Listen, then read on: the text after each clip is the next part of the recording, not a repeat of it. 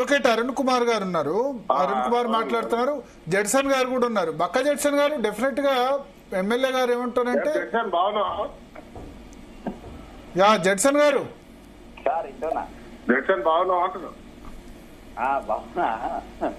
Logical conclusion compulsory వెళ్తుంది అని చెప్తున్నారు. అన్న ఇవన్నీ ఒకటే అడుగుతున్నా. రాష్ట్రాల్లో మామూలు ఫోన్ లో మాట్లాడుతుందా, ఫేస్ టైమ్ లో మాట్లాడుతుందా వాళ్ళ ఫ్రెండ్స్ తోని? లేలే, మామూలు ఫోన్ లో మాట్లాడుతున్నా. ఫేస్ టైం లేదు, నా ఐఫోన్ లేదు. మామూలు అలా అందరు వాడుతుండ్రు. నీది వినబడతలేదు, జగన్ గారు వినబడతలేదు. అరుణ్ కుమార్ నిరంతరం జరుగుతున్న ప్రక్రియనే అది. ఇవాళ రప్పించింది అన్నారు కదా, నేను మళ్ళొకసారి రిపీట్ చేస్తున్నా. ఎందుకంటే భక్తులు మారిండ్రు, ప్రేక్షకులకు మారచ్చు. ఎప్పుడైతే మీరు శరవేగంగా ట్యాపింగ్ కేసుల గత సిపి శరవేగంగా ఆయన ఈ ప్రక్రియ ముగిస్తున్న సందర్భంలో నేను మీకు మళ్ళీ బ్రీఫ్ చేస్తాను. జడ్సన్ గారు చెప్పింది మీకు మళ్ళీ బ్రీఫ్ చేస్తాను. ఎందుకంటే మీరు ఫోన్ లైన్ లో ఉన్నారు, మీరు టీవీ ముందో దాని ముందో ఉంటే మీకు తెలిసేది. సో జడ్సన్ గారు మాట్లాడి మళ్ళీ చెప్తాను. ఎస్ జడ్సన్ గారు కంటిన్యూ. అయితే కొత్తకోట శ్రీనివాసరెడ్డి గారిని ఎప్పుడైతే మార్చిండ్రో అప్పటికెళ్ళి కేసు వీక్ అయిపోయింది. ప్రభాకర్ రావు గారు వచ్చిండ్రు, ప్రభాకర్ రావు గారిని రప్పించిండ్రు, ఒక ముద్దాయిని రప్పించిండ్రు అని అంటే అది అది అది ఫ్యూచర్ లో శిక్షలు పడ్డాక మాట్లాడతాం దాని గురించి. దాని గురించి ఇలా శిక్షలు పడ్డాక మాట్లాడదాం.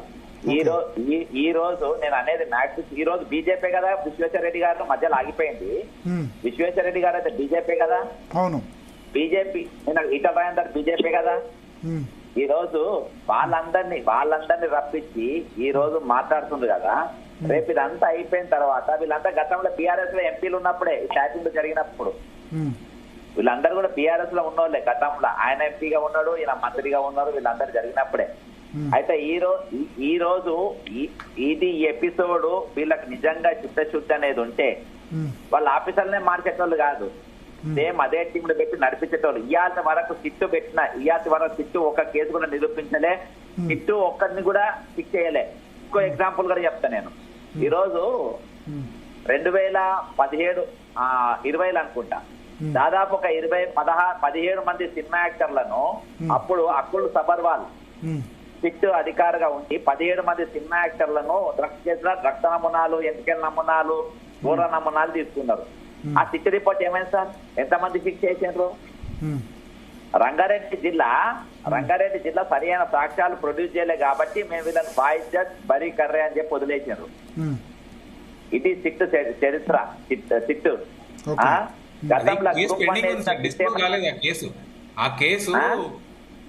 ఎన్డీపీఎస్ కింద పెండింగ్ కేసు డిస్పోజ్ కాలేదు, అది క్రైమ్ పెండింగ్ ఉంది. రంగారెడ్డి జిల్లా నేను ఎందుకు చెప్పాను, నాకు ఎందుకు గుర్తంటే అది నేను సుశాంత్ సింగ్ ఠాకూర్ మన హిందీ హీరో అక్కడ బాంబేలో చచ్చిపోయినప్పుడు అందులో ఎంక్వైరీకి అక్కడ అప్పుడు మన హీరోయిన్ ఉన్నటువంటి రకూర్ ప్రీత్ సింగ్ గారిని కూడా అక్కడ పిలిచిండ్రు. పిలిచిన తర్వాత ఇక్కడికి లింక్స్ వెళ్ళినప్పుడు నేను ఇక్కడ ఆల్రెడీ 17 మందిని ఇచ్చేసిండ్రు కాబట్టి అని ఈడికి వెళ్ళి నేను పిటిషన్ ఇచ్చిన రెండో రోజు 2020 నాకు డేట్ కూడా గుర్తుంది. సుశాంత్ సింగ్ రాజ్ ఠాకూర్ చనిపోతే కాదు సుశాంత్ మీరు అన్నది సుశాంత్ బాలీవుడ్ యాక్టర్ కదా, హీరో.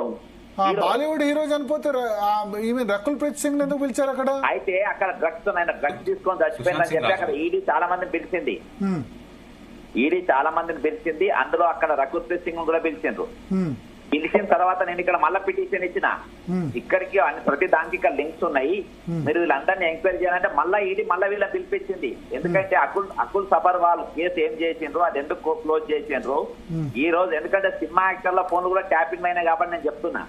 ఎవరన్నా సినిమా యాక్టర్ల ఫోన్ ట్యాప్ అయిందని ఎవరన్నారు? ఎక్కడ సిట్టు మరి ఎవరిని పిలవట్లేదు. ఇప్పుడు సార్ వాళ్ళది ఈ రోజు ఎట్లుంటది అన్న అంటే ఇవాళ తెలంగాణ ఏర్పడ్డ తర్వాత ఈ రోజు సినిమా ల్యాండ్ పైన పెత్తనం చేసుకొని ప్రతి ఒక్కరు తమ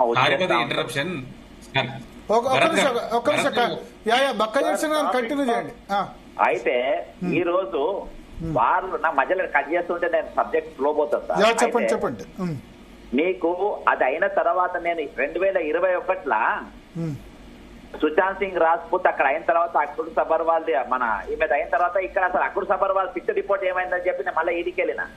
ఓకే ఈడీకి వెళ్ళిన తర్వాత మళ్ళీ ఇక్కడ సినిమా యాక్టర్లు అందరినీ మళ్ళీ పిలిచారు ఈడీ.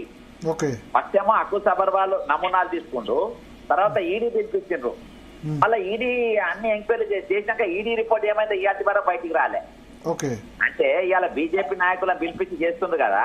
ఓకే ఈడీ చేసింది అంటే ఈడీ చేసింది ఫెయిల్ అయిపోయింది. తెలంగాణ గవర్నమెంట్ సిట్ చేసింది ఫెయిల్ అయిపోయింది. అసలు ఈ ఆటికి సినిమా యాక్టర్లు ఎవరు తీసుకున్నప్పుడు మరి సినిమా యాక్టర్లు పరువు నష్ట దావా ఎందుకు వేయలేదు?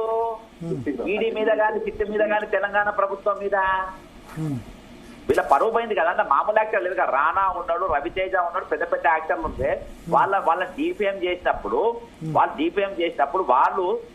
వాళ్ళు మా పరువు పోయింది. దీని వల్ల మేము మమ్మల్ని మానసికంగా మేము ఇబ్బంది పడాలి. ఎవ్వరు కూడా ఒక్క యాక్టర్ కూడా దీనిపైన ఎందుకు పరువు నష్ట దావా వేయలేదు? నా మీద మస్తు మంది వేసారు, బుడ్డలు కూడా వేసారు. ఇంత పెద్ద హై ప్రొఫైల్ ఉన్న వాళ్ళు ఎందుకు వేయలేదు? ఆ కేసు ఎందుకు బయటకు వస్తలేదు? ఎందుకు మాట్లాడతలేరు? ఇది కూడా అంతే సార్. ఇది కూడా అంతే. ఇది సిండికేట్, ఇవాళ నడిచే సిండికేట్ గవర్నమెంట్ నడుస్తుంది. నిన్న కూడా మీరు చెప్పారు. ఒకసారి మకాన్ సింగ్ రాజ్ ఠాకూర్ గారిని అడుగుదాం. రాజ్ ఠాకూర్ గారు,